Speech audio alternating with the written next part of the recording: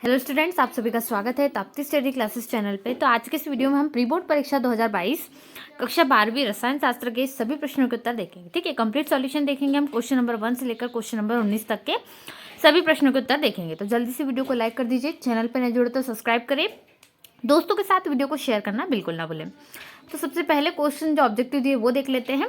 इसके अलावा pre board परीक्षा के जो आपके क्वेश्चंस है, सभी क्वेश्चन पेपर के आपको सॉल्यूशन चैनल पे अपलोड हो चुके हैं, जल्दी से जाकर देख लीजिए, या फिर यहाँ पर आप डिस्क्रिप्शन बॉक्स में लिंक दी गई है, वहाँ से जाकर वीडियो को देख सकते हैं। क्लास 12 के जितने भी सब्जेक्ट कंप्लीट है उन सभी की लिंक डिस्क्रिप्शन में है, आप जाकर देख सकते हैं। यदि पीडीएफ डाउनलोड करना चाहते हैं सॉल्यूशन की, तो डिस्क्रिप्शन बॉक्स में भी लिंक दी गई, पीडीएफ डाउनलोड कर सकते हैं वहाँ से जाकर। ठीक है, तो सबसे पहले दोस्तों के साथ वीडियो ज़्यादा से ज़्यादा शेयर करें, जिससे सभी स्टूडेंट्स की हेल्प हो और वो भी अपने आंसर शीट अच्छे से कंप्लीट कर सकें। प्री बोर्ड आपके लिए बहुत महत्वपूर्ण है, क्योंकि यदि किसी कंडीशन में, बहुत रेयर कंडीशन में यदि एग्जाम नहीं होते हैं, तो आपके जो नंबर है ये वार्षिक में जुड़ सकते हैं, इसलिए आपको इसको अच्छे से करना है। तो पहला क्वेश्चन है, सही विकल्प चुनकर लिखिए। शुष्क बर्फ ठोस CO2 है। ठीक है, तो ये आणविक क्रिस्टल के अंतर्गत आती है। Right option option number C हो जाएगा। चलिए अगला है, किसी अभिक्रिया का वेग है वेग बराबर के ए की पावर m और b की पावर n है। इसकी कोटि हमें बताना क्या होगी, क्वेश्चन नंबर 2 की। तो कोटि हो जाएगी m+n। ठीक है, तो ऑप्शन नंबर सी। चलिए इसके बाद तीसरा प्रश्न है, कोलाइडी कणों का कौन सा गुण प्रकाश के प्रकीर्णन के कारण होता है। क्वेश्चन नंबर 3 है, तो ये वाला गुण हो जाएगा आपका टिंडल प्रभाव। ठीक है, तो ऑप्शन नंबर सी इसका टिंडल प्रभाव हो जाएगा। चौथा, हेमेटाइट लोहे अयस्क के सांद्रण की विधि है, तो ये कौन सी विधि हो जाएगी, अपचयन विधि, ऑप्शन नंबर डी। इसके बाद है, निम्नलिखित में से किस अक्रिय गैस का अष्टक पूर्ण नहीं है। ठीक है, न्यूटन का जो अष्टक नियम है, इसके आधार पे हम अष्टक बनाते हैं, यानी पेयर हम बनाते हैं। ठीक है, तो ऐसे पेयर जो आप बनाते हैं इलेक्ट्रॉन्स के, इसमें आपको बताना है इनमें से किसका पूर्ण नहीं है। वैसे तो यहाँ पर आपको जो है उत्कृष्ट गैस ही दिख रही है, अक्रिय गैस जिसको कहा जाता है। ठीक है, तो इनमें से हीलियम है, ठीक है, जो इसमें आती है, तो यहाँ पर He आ जाएगा आपका, हीलियम का जो संकेत होता है वो ऑप्शन में सी। चलिए अगला प्रश्न है, किस औषधि की खोज अलेक्जेंडर फ्लेमिंग ने की थी। तो यहाँ पर आपका राइट आंसर हो जाएगा पेनिसिलिन। ठीक है, इनकी खोज किसने की थी, अलेक्जेंडर फ्लेमिंग ने। बहुत बार पूछा जाता है क्वेश्चन। ज्वरनाशी यानी एंटीपायरेटिक है, तो यहाँ पर हम जिसको कहेंगे वो है एस्प्रिन। ठीक है, एस्प्रिन की जो है बहुत मात्रा में ली जाती है, जो ज्वरनाशी है, बुखार को नष्ट करती है। चलिए अगला प्रश्न देखते हैं। प्रश्न क्रमांक 2, रिक्त स्थानों की पूर्ति कीजिए। तो अंतः केंद्रीय घनी क्रिस्टल में परमाणु की संख्या कितनी होगी। तो परमाणु की संख्या को हम Z से दर्शाते हैं, तो Z बराबर कितनी हो जाएगी, 2। तो डायरेक्ट 2 भी लिख सकते हो, परमाणु की संख्या पहले दी, या Z बराबर 2 भी लिख सकते हो, कोई गलत आंसर नहीं होगा। ठीक है, दोनों सही हो। झाग उत्प्लावन विधि है, तो यहाँ पर झाग उत्प्लावन विधि खालिस्तान अयस्क के सांद्रण हेतु प्रयुक्त होती है, तो सल्फाइड अयस्क के सांद्रण हेतु। ठीक है, सिर्फ सल्फाइड लिख दोगे तो यहाँ पर आपका अयस्क हो जाएगा। ठीक है, सल्फाइड अयस्क के। इसके बाद तीसरा है, SO2 द्वारा विरंजन खालिस्तान क्रिया द्वारा होती है। ठीक है, तो यहाँ पर तो ये जो विरंजन क्रिया होती है अपचयन क्रिया द्वारा होती है। ठीक है, तो SO2 द्वारा विरंजन अपचयन क्रिया द्वारा होता है। ठीक है, अगला है, ऐसा पदार्थ जो अमाशय की अम्लीयता को कम करता है, तो ये कहता है क्षार होता है। ठीक है, अम्ल को अपोजिट में क्षार यदि मिल जाए तो ये कम कर देता है, यानी इसको एंटी एसिड आप लिख सकते हो ये। ठीक है, तो क्या होगा, एंटी एसिड, जिसको हम क्षार कहेंगे। जो एसिड के क्या हो, अपोजिट हो, एसिड यानी अम्ल होता है। ठीक है, एंटी एसिड आपको लिख देना। चलिए अगला है, कोष्टक में क्षार लिख सकते हो। प्राकृतिक रबर में S के तिर्यक बंध डालने की क्रिया खालिस्तान कहलाती है, तो ये वल्कीकरण कहलाती है, जिसको इंग्लिश में हम क्या कहेंगे, वोक्लिशेशन कहते हैं। ठीक है, वल्कीकरण आप लिख सकते हो, या फिर इसको यहाँ पर जैसा मैंने बताया आपको वो भी लिख सकते हो, तो यहाँ पर वोकिलसेशन आप लिख सकते हो। ठीक है, SATION दोनों कहलाता है। चलिए इसके बाद है, पर्यावरण में अपघटित होने वाले बहुलक खालिस्तान कहलाते हैं, तो जो पर्यावरण में होंगे तो प्राकृतिक बहुलक कहलाते हैं। ठीक है, तो यहाँ पर आप लिख लेंगे प्राकृतिक बहुलक। इसके बाद है अगला प्रश्न 7वां, बेकेलाइट एक खालिस्तान प्लास्टिक बहुलक है, तो यहाँ पर जो है, तो बेकेलाइट एक थर्मोसेटिंग प्लास्टिक बहुलक है। ठीक है, आपको यहाँ पर थर्मोसेटिंग लिख लेना है। चलिए इसके बाद हम देख लेते हैं नेक्स्ट क्वेश्चन, यहाँ पर हमारा जो है, सही जोड़ी मिलान कीजिए। ठीक है, आपको यहाँ पर सही जोड़ी मिलान करना है, कॉलम A और कॉलम B है। तो चलिए सही जोड़ी यहाँ पर देख लेते हैं। यहाँ पर आपको क्वेश्चन नंबर 3 में है, तो सबसे पहले धात्विक क्रिस्टल का आप किससे मिलान कर दोगे, धात्विक बंध में पाया जाता है, तो D नंबर से मिलान कर दोगे पहले का। उसके बाद हीरा जो है सहसंयोजी ठोस का एग्जाम्पल है, तो दूसरा आपका हो जाएगा सहसंयोजी ठोस। ठीक है, तीसरा यहाँ पर आपका है स्वर्ण संख्या, तो स्कंदन शक्ति में होती है। ठीक है, यहाँ पर आपका तीसरा हो जाएगा स्कंदन शक्ति। ठीक है, उसके बाद आपका चौथा है, यहाँ पर आपको दिया गया है समूह 17। समूह 17 के तत्वों को हैलोजन तत्व भी कहा जाता है, तो ये हो जाएगा आपका चौथा। हीमोग्लोबिन पूछा गया आपको, तो यहाँ पर हीमोग्लोबिन क्या होता है, प्रोटीन के लिए होता है। ठीक है, प्रोटीन संश्लेषित होता है, तो यहाँ पर 5वां आ जाएगा। उसके बाद हंसाने वाली गैस जो है यहाँ पर नाइट्रस ऑक्साइड को कहा जाता है, यानी N2O। ठीक है, ये हो जाएगा। मिर्बिन का तेल यानी नाइट्रोबेंजीन से मिलकर ये बनता है। ठीक है, तो आपको ये मिलान कर देना है। तो ये पूरी सही जोड़ी आप इस प्रकार से मिलान कर सकते हैं। ठीक है, हंसाने वाली गैस N2 हो जाएगा, हीमोग्लोबिन के यहाँ पर प्रोटीन हो जाएगा, मिर्बिन का तेल नाइट्रोबेंजीन, धात्विक क्रिस्टल धात्विक बंध से मिलान हो जाएगा, हीरा ससर्जित हो उसका एग्जाम्पल है, स्वर्ण संख्या स्कंदन शक्ति से, और समूह 17 के तत्वों को हेलोजन तत्व कहा जाता है। ठीक है, ये हो जाएगा। चलिए एक शब्द एक वाक्य में उत्तर देख लेते हैं। जल्दी से वीडियो को लाइक कर दीजिए, चैनल पर नए जुड़े सब्सक्राइब करें, दोस्तों में शेयर करें ज़्यादा से ज़्यादा, जिससे सभी स्टूडेंट्स की हेल्प हो सके। तो एथिल एसीटेट का जल अपघटन किस कोटि की अभिक्रिया है? ठीक है, कोटि पूछी गई है, तो प्रथम में द्वितीय कोटि में से प्रथम कोटि की अभिक्रिया आपका उत्तर होगा। ठीक है, क्या लिखेंगे आप? प्रथम कोटि की अभिक्रिया। चलिए लूनर कास्टिक किसे कहते हैं? तो लूनर कास्टिक जो है सिल्वर नाइट्रेट को कहा जाता है। ठीक है, तो आप यहाँ पर लिख सकते हैं सिल्वर नाइट्रेट, या इसका संकेत भी लिख सकते हैं। ठीक है, इसमें भी कोई दिक्कत नहीं है। AgNO3 जो इसका संकेत होता है। सिल्वर नाइट्रेट नहीं लिखना चाहते हैं तो संकेत के रूप में लिखना चाहते हैं, तो संकेत के रूप में Ag आपको इस प्रकार से बनाना, सिल्वर यानी AgNO3 यानी नाइट्रेट। ठीक है, तो AgNO3 इसका फॉर्मूला हो जाएगा। उसके बाद तीसरा है, यदि संकुल ऋणायन है तब केंद्रीय धातु के नाम के अंत में हम क्या लगाते हैं? तो यहाँ पर 8 लगा देते हैं। ठीक है, क्या लगाते हैं हम? 8। ये इस प्रकार से आप लिख सकते हैं। उसके बाद है द्वितीयक अल्कोहल के ऑक्सीकरण करने पर क्या प्राप्त होता है? तो द्वितीयक अल्कोहल के ऑक्सीकरण करने पर कीटोन प्राप्त होता है। उसके बाद अगला प्रश्न देखते हैं, अमोनिकल सिल्वर नाइट्रेट का विलयन क्या कहलाता है? तो अमोनिकल सिल्वर नाइट्रेट का जो विलयन है वो टॉलेन अभिकर्मक कहलाता है। ठीक है, तो यहाँ पर आपका 5वें में क्या आ जाएगा? टॉलेन अभिकर्मक। आपको ध्यान से लिख लेना है, टॉलेन अभिकर्मक। चलिए अगला प्रश्न। ठीक है, तो नाइट्रीकरण के लिए आपको लिख लेना है, नाइट्रीकरण एक जैव रासायनिक क्रिया है जिसमें क्या होता है, इसमें अमोनिया के नाइट्रीकरण से क्या बनते हैं, यहाँ पर अमोनिया से नाइट्राइड और नाइट्राइट बनते हैं। ठीक है, नाइट्राइड और नाइट्रेट में अंतर है, तो अमोनिया से नाइट्राइट और नाइट्रेट बनते हैं। तो यही क्रिया क्या कहलाती है? यह मिश्रण नाइट्रीकरण कहलाता है। दोनों का मिश्रण जो है नाइट्रीकरण कहलाता है। फिर से आपको लिखना है, नाइट्रीकरण क्या है? एक जैव रासायनिक प्रक्रिया है, इसमें अमोनिया के ऑक्सीकरण से क्या बनता है? नाइट्राइट और नाइट्रेट बनते हैं। यह मिश्रण ही नाइट्रीकरण कहलाता है। ठीक है, आपको लिख लेना, नाइट्रीकरण मिश्रण पूछा था। उसके बाद हमारा लास्ट क्वेश्चन है, अमीनो अम्लों को आपस में जोड़ने वाला बंध क्या कहलाता है? तो ये बंध पेप्टाइड बंध कहलाता है। ठीक है, तो आप पेप्टाइड बंध लिख देंगे, इस प्रकार से लिखा जाएगा। ठीक है, तो ये हो गया आपके पूरे क्वेश्चन। अब इसके बाद हम देखते हैं ऑब्जेक्टिव क्वेश्चन के बाद में प्रश्न क्रमांक 5 से पूरे 19 तक के क्वेश्चन आंसर देख लेते हैं किस प्रकार से आपको दिए गए हैं। 120 ग्राम NaOH को 2 लीटर विलयन में विलय किया गया, तो विलयन की मोलरता ज्ञात करो, अथवा मोलरता या मोलरता में अंतर की परिभाषा या सूत्र। ठीक है, सभी प्रश्नों के उत्तर देखेंगे। यहाँ पर जितने भी आपको क्वेश्चन दिए गए, क्वेश्चन नंबर 19 तक के सभी प्रश्नों के उत्तर लगातार हम देखेंगे। चलिए शुरुआत करते हैं। प्रश्नों की संख्या आपको अच्छे से नोट कर लेना है। वीडियो को लाइक करें, चैनल पर नए जुड़े सब्सक्राइब कर लीजिए जल्दी से। चलिए प्रश्न क्रमांक 5 देख लेते हैं। यहाँ पर मोललता है, तो मोललता का जो हम पर पूछा गया मोलरता और मोललता के बारे में, तो हम देखेंगे। तो मोललता विलायक के प्रति किलोग्राम द्रव्यमान में उपस्थित विलेय पदार्थ के मोलों की संख्या मोललता कहलाती है। इसे मोललता कहते ही हो जाएगा उत्तर। मोललता को हम किससे दर्शाते हैं? मोललता को हम एम से दर्शाते हैं, इसकी इकाई मोल प्रति किलोग्राम होती है। ठीक है, मोललता बराबर से क्या हो जाएगा? विलेय पदार्थ के मोलों की संख्या बटे विलायक का द्रव्यमान। ठीक है, केजी में। ठीक है, तो ये आपको लिख लेना है, आपका फॉर्मूला हो जाएगा। इसके बाद हम देखेंगे मोललता, तो मोललता का हम इसमें विलेय पदार्थ के मोलों की संख्या को इससे दर्शाएंगे और विलायक का द्रव्यमान इससे दर्शाएंगे। ठीक है, तो मोललता का फॉर्मूला बन जाएगा। अब मोलरता को देख लेते हैं। इतनी सारी डिटेलिंग नहीं भी लिखना चाहते हैं तो क्या करेंगे, सिर्फ एक समीकरण लिख देंगे, क्योंकि 2 अंक ज़्यादा अंक के लिए आपको नहीं पूछा जाता है, तो आपको सिर्फ इसमें इसका सूत्र लिख देना है। ठीक है, इतना भी यदि आप सिर्फ इतना लिख दे तो यहाँ तक भी तो ये कंप्लीट हो जाता है। इतना सारा डिटेलिंग आप नहीं भी लिखेंगे तो भी आपको नंबर पूरे मिलेंगे, क्योंकि सिर्फ परिभाषा पूछी गई और सूत्र। तो मोलरता के लिए भी परिभाषा लिख देंगे। ठीक है, उसके बाद में सिर्फ इसका सूत्र भी लिख दे तो भी आपको पूरे नंबर मिलेंगे। कि कई बार समय कम होता है तो हम ज़्यादा क्वेश्चंस करना है तो हमें इस प्रकार से करना होता है। ठीक है, चलिए अगला प्रश्न है, भौतिक अधिशोषण और रासायनिक अधिशोषण में क्या हुआ है, तो ये हम देखेंगे अंतर।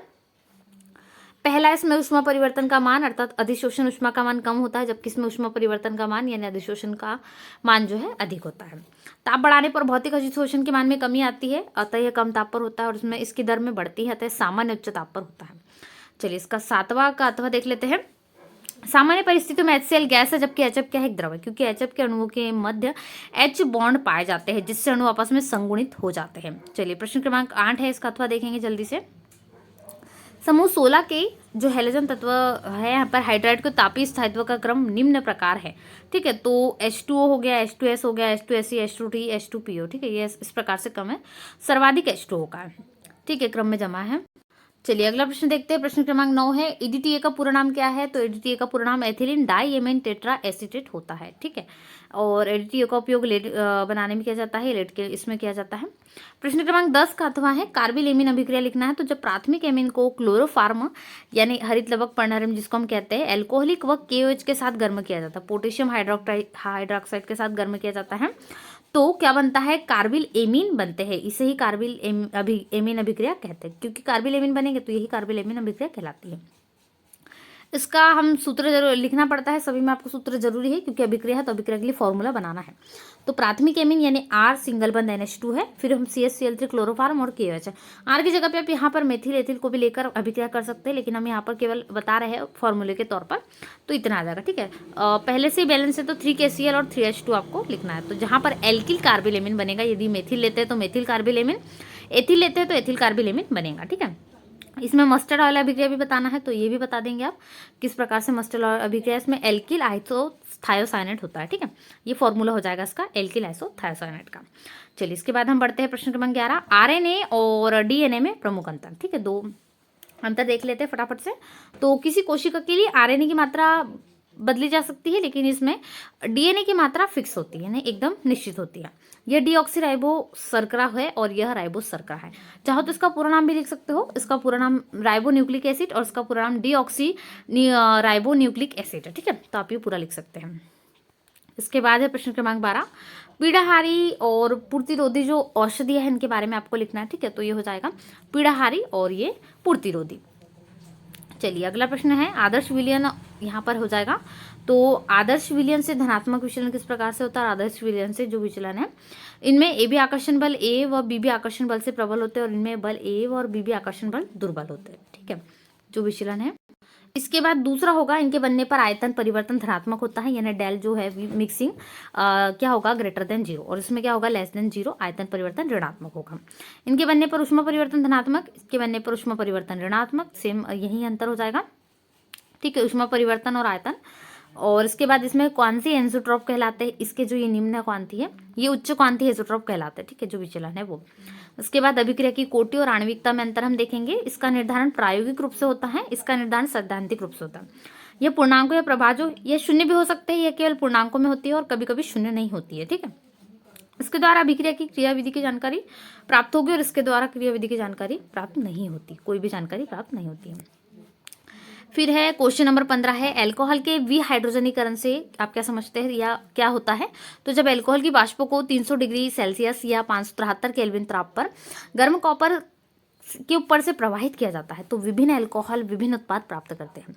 प्राथमिक अल्कोहल विहाइड्रोजनीकरण से एल्डिहाइड देते हैं, ये यहाँ पर फॉर्मूला है प्राथमिक अल्कोहल का, ठीक है। यहाँ पर प्राथमिक अल्कोहल के साथ में आप CH3 या फिर C2H5 यूज कर सकते हैं, जो मेथिल एथिल है। यदि आप फॉर्मूला ऐसा बनाना चाहते हैं तो सेम टाइप से बन जाएगा, बस उसमें कार्बन की श्रृंखला सेम रहेगी, ठीक है। तो प्राथमिक अल्कोहल एल्डिहाइड यहाँ पर प्राप्त होता है, ठीक है, H2 जो गैस है वो। इसके बाद द्वितीयक अल्कोहल इसमें हम बना सकते हैं। यहाँ पर आपको प्राथमिक के लिए है, देखिए यहाँ पर आप केवल CH3 ले सकते हैं, क्योंकि प्राथमिक है। द्वितीयक के लिए आपको C2H5 लेना होगा, फिर तृतीयक के लिए भी सेम प्रकार से हम ले लेंगे, ठीक है। तो देखिए यहाँ पर लिया गया ब्यूटिल, हमें ब्यूटिल लेना होगा, तो अलग अलग फॉर्मूले प्राप्त हो गए। इसमें जो है लुकास अभिकर्मक प्रशिक्षण भी इसमें आता है कई बार परीक्षण। इसके बाद है प्रश्न क्रमांक 16, रोजनमुंड अपचयन। तो अम्ल क्लोराइड के जाइलिन में बने विलयन H2 गैस के द्वारा जो PDBSO4 उत्प्रेरक जो उत्प्रेरक हम यूज करते हैं वो PDBSO4 है। इसमें अपचयन कराने पर हमें एल्डिहाइड प्राप्त होते हैं, ठीक है। इस अभिक्रिया को रोजनहुड अपचयन कहते हैं। इस क्रिया में अभिक्रिया मिश्रण में थोड़ा सल्फर मिला दिया जाता है, जो उत्प्रेरक के लिए उत्प्रेरक विष का कार्य करता है, अर्थात उत्प्रेरक की उत्प्रेरणीय क्षमता को कम कर देता है और एल्डिहाइडों का अल्कोहल में अपचयन नहीं होने देता है। तो ये फॉर्मूला हो जाएगा अम्ल क्लोराइड का। इसके साथ ही यहाँ पर एल्डिहाइड बन जाएगा, PDBSO4 की उपस्थिति में हो रहा है। H2 है यहाँ पर गैस, R है single bond C, double bond O, single bond Cl, यानी अम्ल क्लोराइड, ठीक है। एल्डिहाइड प्राप्त होता है, डबल बॉन्ड O बन जाता है यहाँ पर स्ट्रॉन्ग में, और जो Cl है और यहाँ का H निकल कर क्या बना लेता है HCl, यहाँ पर एक H सिंगल हो जाता है, ठीक है, बॉन्ड में। एल्डोल संघनन भी आपको लिख लेना है, इसमें भी फॉर्मूला बनाना है। एल्डोल और कीटोल बनता है, तो ठीक है, कीटोन में कम से कम एक यदि हम ले लें अल्फा हाइड्रोजन उपस्थित होता है, ठीक है, तो इसके कारण ये सारी क्रिया होती है। एसिटाल्डिहाइड और यहाँ पर एल्डोल बनता है, ठीक है। यहाँ पर ब्यूट2इल1 ऑल बनता है, ठीक है। प्रश्न क्रमांक 17 देखेंगे, और हुसंडीकर अभिक्रिया है। इसमें जब कार्बोक्सिलिक अम्ल की सिल्वर अभिक्रिया CCl4 कार्बन टेट्राक्लोराइड जिसको हम कहते हैं, इसकी उपस्थिति में क्लोरीन और बोरिन से कराई जाती है, तो क्या होता है? इससे एल्किल ब्रोमाइड बनते हैं, ठीक है। ब्रोमीन से हम कराएंगे तो जो है एल्किल ब्रोमाइड बनेंगे। इस अभिक्रिया को हिस्टिकर अभिक्रिया कहते हैं। तो यहाँ पर कार्बोक्सिलिक अम्ल का सिल्वर लवण ये बनेगा, ठीक है। डबल बॉन्ड में ओ है, सिंगल बंद में एजी है, सिंगल बंद ओ और एजी है, तो यहाँ पर AgBr बन जाता है, ठीक है, सिल्वर ब्रोमाइड। वुड्स अभिक्रिया हमेशा पूछी जाती है भी, जब एल्केन हेल्डिहाइड को शुष्क ईथर की उपस्थिति में सोडियम से अभिकृत कराते हैं तो एल्केन बनते हैं। इस अभिक्रिया को वुड्स अभिक्रिया कहते हैं, ठीक है। R सिंगल बंद X plus 2Na single plus X bond R, ठीक है। ये है, यहाँ पर आप जो है एल्केन को प्रयोग कर सकते हैं। चलिए, इसके बाद विशिष्ट चालकता प्रश्न क्रमांक 18 है। तो किसी विद्युत अपघट्य के 1 घन सेंटीमीटर विलयन में उपस्थित आयनों के विपरीत आवेशित इलेक्ट्रॉन की ओर गमन के कारण विद्युत धारा प्रवाहित होने के गुण को विशिष्ट चालकता कहते हैं। इसे कैसे दर्शाते हैं? यह विशिष्ट प्रतिरोध के व्युत्क्रम यानी अपोजिट के बराबर होती है। इसकी इकाई ओम इनवर्स सेंटीमीटर इनवर्स होती है, ठीक है। ओम का संकेत ऐसा भी बना सकते हो या हिंदी में भी ओम लिख सकते हैं। आणविक चालकता, जब किसी विद्युत अपघट्य का 1 मोल जो घन सेंटीमीटर है विलयन में घोला जाता है, 1 मोल आयतन घन सेंटीमीटर, तो प्राप्त समस्त आयनों की चालकता आणविक चालकता या मोलर चालकता कहलाती है। इसकी इकाई भी ओम सेंटीमीटर स्क्वायर मोल इनवर्स होती है, ठीक है, आपको ध्यान से लिखना है। चलिए, इसके बाद है तुल्यांकी चालकता। तो जब किसी विद्युत अपघट्य का ग्राम तुल्यांकी वर्ग आयतन घन सेंटीमीटर में घोला जाता है तो प्राप्त समस्त आयनों की चालकता तुल्यांकी चालकता कहलाती है, ठीक है। इसे लैम्डा इक्यू से दर्शाते हैं, आपको ध्यान से नोट करना है। इसका मात्रक ohm inverse centimetre square eq inverse होता है, ठीक है। चलिए, प्रश्न क्रमांक 19 है। लेंथेनाइट तथा एक्टिनाइट के अंतर किस प्रकार से लिखेंगे? दोनों श्रेणी होती है, लेंथेनाइट एक्टिनाइट श्रेणी। तो इसमें इलेक्ट्रॉन क्या होते हैं? म्यूएफ कक्षक में प्रवेश करते हैं, उसमें आंतरिक एसएफ कक्षक में प्रवेश करते हैं। इनका सामान्य इलेक्ट्रॉनिक विन्यास हम लिख सकते हैं, तो क्या होगा 4f12 इसमें इलेक्ट्रॉन होंगे 5d0 to 1, ठीक है। यहाँ पर 4f इलेक्ट्रॉन है, यहाँ पर 5f, ठीक है, इस प्रकार से होगा। इनका सामान्य इलेक्ट्रॉनिक विन्यास इस प्रकार से होगा 6d0 to 1 है और f में 1 से 14 है, 7s स्क्वायर होता है, यहाँ पर 6s, देखिए अंतर है इसमें। इसके बाद है 4f इलेक्ट्रॉन की बंधन ऊर्जा अधिक होती है जबकि इसमें 5 इलेक्ट्रॉन की बंधन ऊर्जा कम होती है। इनके जो हाइड्रोक्साइड है कम क्षारीय होते हैं जबकि इनके हाइड्रोक्साइड अधिक क्षारीय होते हैं, ठीक है, एक्टिनाइट के। तो ये हो जाएगा पूरा प्रश्न का उत्तर। उसके बाद आगे अंतर हो जाएगा, इनमें संकुल बनाने की प्रवृत्ति कम होती है, इसमें बहुत अधिक होती है, और लेंथेनाइट संकुचन अधिक महत्वपूर्ण है, इससे क्वेश्चन भी बनता है, और लेंथेनाइट संकुचन कम महत्वपूर्ण होता है, ठीक है। और यहाँ पर है, यहाँ पर एक्टिनाइट संकुचन होना चाहिए, ठीक है, तो ये कम महत्वपूर्ण है। चूंकि ये तत्व जो है लेंथेनाइट जो श्रेणी इसको एल से दर्शाते हैं, तो इसके बाद आते आते इन्हें लेंथेनाइट कहते हैं, और यह तत्व जो एक्टिनाइट है इसके बाद आते आते इन्हें एक्टिनाइट कहते हैं, ठीक है, ये अंतर है। और प्रीमेथियम को छोड़कर सभी लेंथेनाइट जो है नॉन रेडियो एक्टिव धर्मी होते हैं, जबकि इसमें सभी एक्टिनाइट रेडियो धर्मी होते हैं, यानी नॉन एक्टिवेट मतलब जो रेडियो एक्टिव तत्व है उसके अपोजिट, ठीक है, तो नॉन रेडियो एक्टिव होते हैं। तो ये आपको पूरे अंतर लिख लेना है। इस प्रकार से आज के इस वीडियो में हमने कक्षा 12वीं रसायन शास्त्र एंड केमिस्ट्री का संपूर्ण सॉल्यूशन देखा 1 से 19 तक के। इसके अलावा कक्षा 12वीं के बाकी विषयों के सॉल्यूशन भी कंप्लीट हो चुके हैं चैनल के माध्यम से। आप डिस्क्रिप्शन बॉक्स में लिंक दी गई, वहां से जाकर वीडियो को जरूर देख लीजिए, जिससे आपकी हेल्प हो, और साथ ही साथ वीडियो को ज़्यादा से ज़्यादा शेयर करें, जिससे सभी विद्यार्थी अपने आंसर को अच्छे से कंप्लीट कर सके। ऐसे वीडियोज़ के लिए चैनल को सब्सक्राइब करना बिल्कुल ना भूलें। कक्षा 12वीं के प्री बोर्ड परीक्षा के सभी विषयों के सॉल्यूशन कंप्लीट है। PDF लिंक भी आपको डिस्क्रिप्शन बॉक्स में मिल जाएगी, डिस्क्रिप्शन बॉक्स में जाइए, जहां पर आप PDF भी डाउनलोड कर सकते हैं, सॉल्यूशन की पूरी कंप्लीट PDF, जिससे आपको आसानी होगी लिखने में। चलिए, मिलते हैं ऐसे नए वीडियो में, तब तक वीडियो को लाइक करें, चैनल पर जरूर सब्सक्राइब करें, दोस्तों के साथ शेयर करें। Thanks for watching.